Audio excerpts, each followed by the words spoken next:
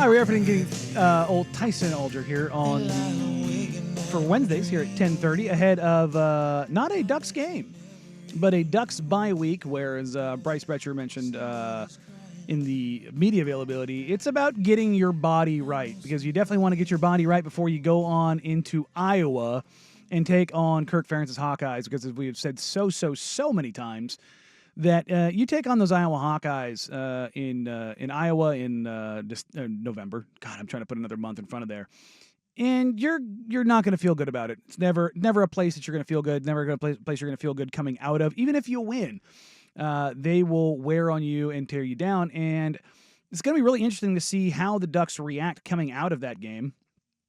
Just because the game they had against Wisconsin was not that great. And we are now joined by Tyson Alger. Tyson, thanks for taking the time for us here on the Wednesday, man. It's just you and me. Harris, he I think the weather down at Autzen might have impacted him all the way up here. How was that game being down there against Wisconsin, playing or watching those guys play in the swirling winds and the rain that actually did fall in Autzen?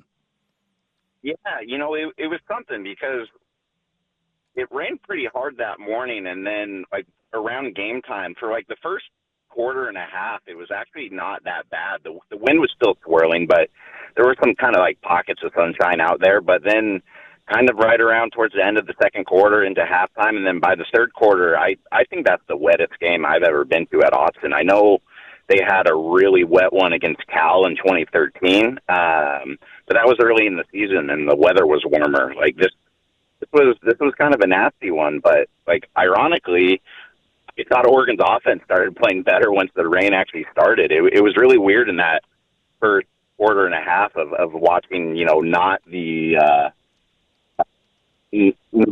rainstorm coming down while Oregon's offense was struggling. So it was just like a really weird game, and you mix in the elements with kind of a meh game to watch, and it was just it wasn't the best Saturday at Autzen that I've ever experienced.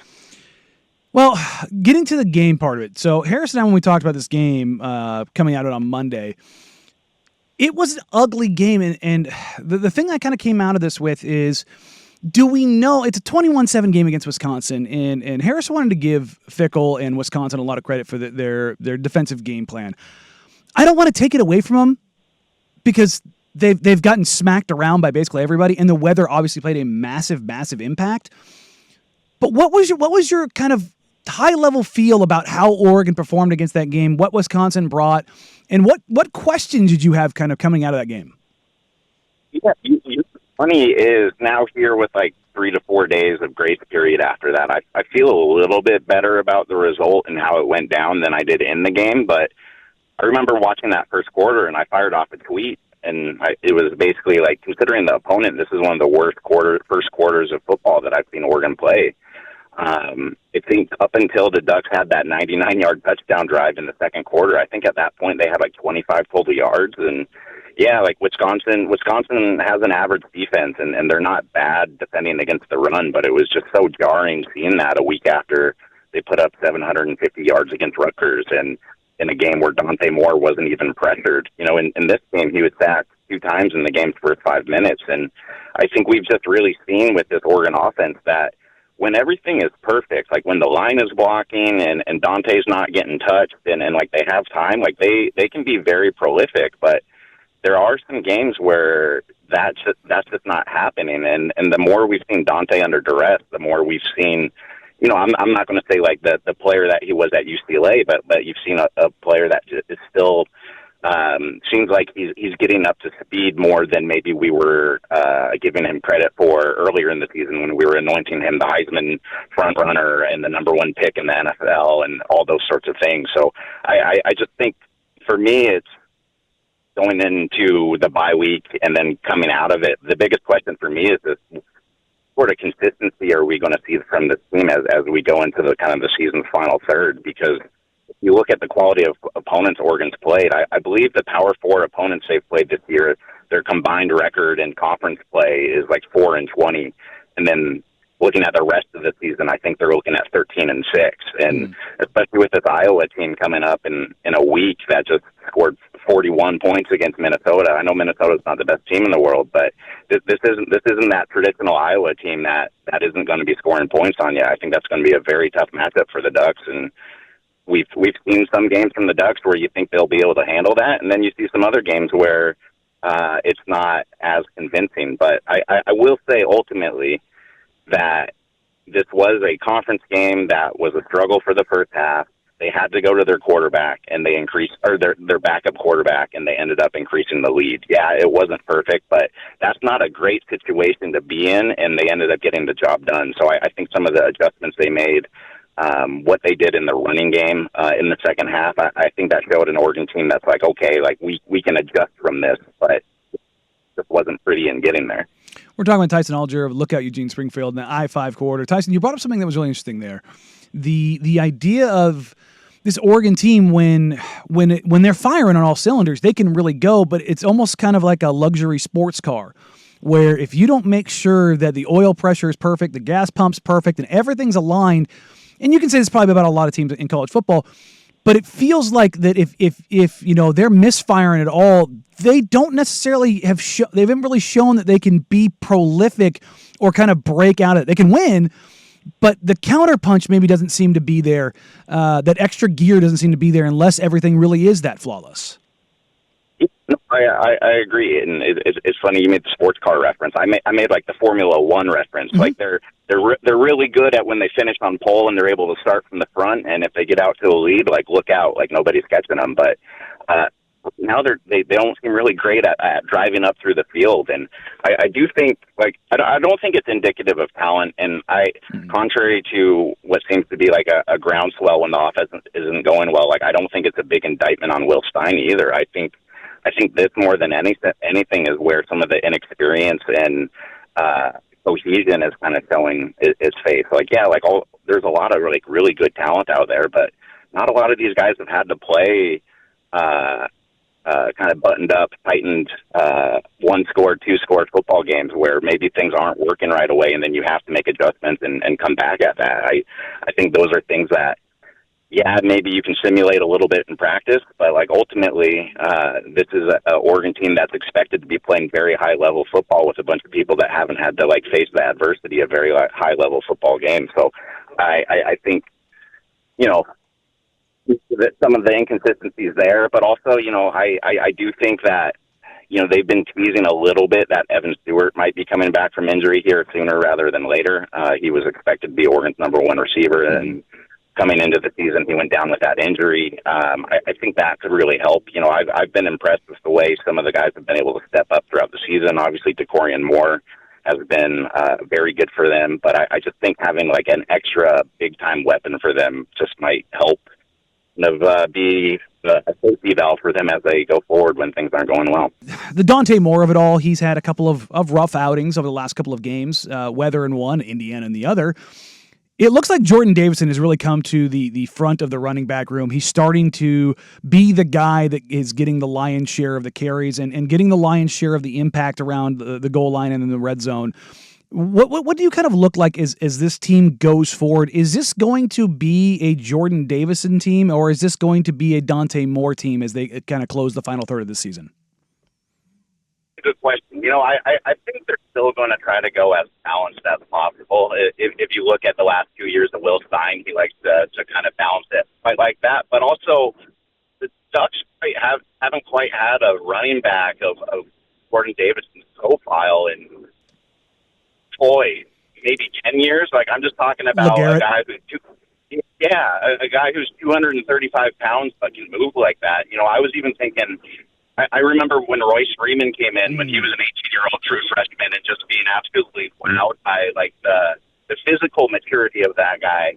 But, you know, it's hard to criticize Royce as one of Oregon's best running backs of all times, but like I don't feel like that he utilized that power quite as much as his frame would suggest. But with Davidson, you have this powerful first step, this big kind of jump cut that he likes to take, but like started his career as just like a battering ram on the goal line. Like, I love that. And I love that they, for the first like 4 or 5 weeks of the season, they're like, okay, this is your role. You're good at this. Big guy, tough situation. This makes sense. But then I think that they just saw the evolution of him understanding this offense, understanding the but then also just realizing that, like, yes, like the Ducks do have some explosive runners on this team, whether it's like Pierre Hill Jr. Or the litany of other running backs we've seen. But it seems that Davidson can at least reach that while also being just like an absolute just truck out there. Like, I've very much loved watching him run so far, and I was very happy to see him get like 15, 16 carries last week. That's the most we've seen an Oregon running back get this season. So, well, still not quite like bell cow situation. It does seem that they finally figured out maybe a priority guy who works in all situations. With the identity start of this, the Ducks are going into this bye week. They get a chance to get healthy, get rested. Bryce Betcher and his media availability, that was kind of one of the things he talked about. It's like, yeah, you want to do some film, and yeah, you want to do some prep, but you got to rest your body. And that's about as well-timed as you're going to get before you go to Iowa and play one of the most physical teams in the country. Their identity, we all know what a Kirk Ferentz team is. You're going to come at the only other team that I remember truly being like this under a coach were those Harbaugh teams at Stanford, where you knew you were going to get punched in the mouth all game long. Win, lose, draw, however you came out of that, you weren't going to be happy. That's how it is when you go into Iowa. And it's kind of funny the contrast you get when you're playing in front of the children's hospital, that you're going to get your butt kicked in one way or the other. But you look at what Oregon has to deal with in this Iowa team, and you mentioned it, that they're not prolific offensively, but this isn't full on punt god Iowa Hawkeyes. They've managed to score points, whether it be in the defensive game and turning teams over, getting pick sixes and being more prolific in the special teams. But they're also offensively able to generate a little more offense than we've seen from these Iowa teams. How much fear should the Ducks have going into Iowa and taking on the Hawkeyes in a Big Ten showdown? Yeah, I think this should at least be a 3 or 4 out of 5. I do think Oregon is the more talented team, but also that's a argument that you can make in probably just about every game Oregon will play this season, and we've seen that doesn't necessarily lead to the best results. But yeah, like Iowa's a team that can kind of come at you in several different ways. Like they're definitely more explosive than they used to be. You can kind of look up and down their scores this season, and you just see some very unlike Iowa numbers. If 5 years ago, if I was ever advising a punter on where to go play your college ball, it would probably be Iowa, and that's not quite been the case this year. And so they can definitely put some points on you, but they can also go and play traditional Big Ten Iowa football and just kind of punch you in the mouth and make it a very unpleasant play for not only the defensive line and the linebackers, but then also on the other side of the ball. Like, this is going to be a physical game. It's going to be a game on the road, and what is supposed to be one of the cooler environments. I haven't been there yet. I've heard great things about Iowa City, but this is kind of a gut check for Oregon, and it's kind of sucks that you can't use the Penn State game as context anymore, because we kind of know how that's gone for the Nittany Lions. And I do think I came on this program a week after that game and said it was like a transformational win for the Ducks. I might want to pump the brakes on that one a little bit. But I do think that was a game where Oregon was just going to get – that the Penn State game was a game where it was physical every single play. Oregon got punched in the mouth once, and it was able to respond from that. So, yeah, like Iowa might be better than Penn State now, but I think that game's probably kind of the blueprint you want to take into this Iowa game, because it's going to be a slugfest, I think. 8 games down. Do you feel better, worse, or do you have more or less questions about this Oregon team and what they can accomplish this year? That's worse than I did like a month ago. After that Penn State game, we're all kind of looking at, okay, so first round bye in the playoff. Where is it going to be the Rose Bowl again? Where you're kind of starting to book flights and hotels, and obviously that was not the case.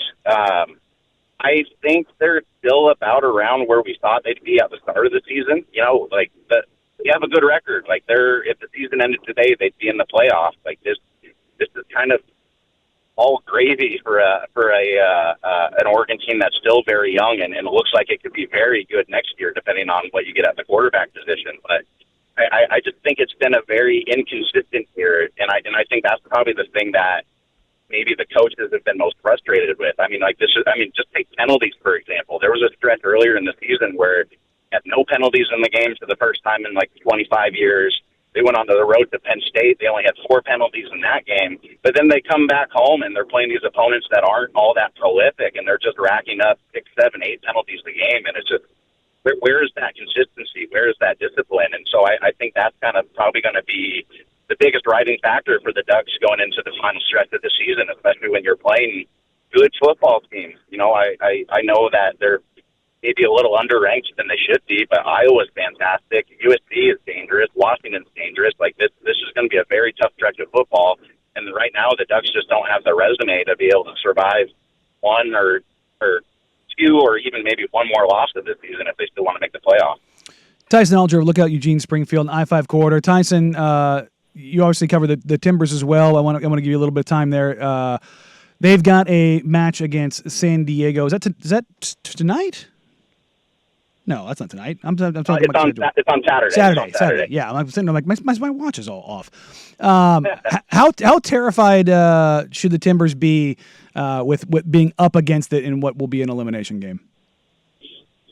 You know, if you would have asked me this a week ago, I said they should have probably been booking tee times already.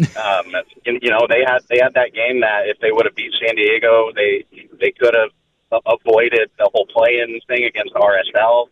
And they fell on their faces 4-0 in that. It was a no-show game. It was at home. It was one of the more disappointing results of the Phil Neville era.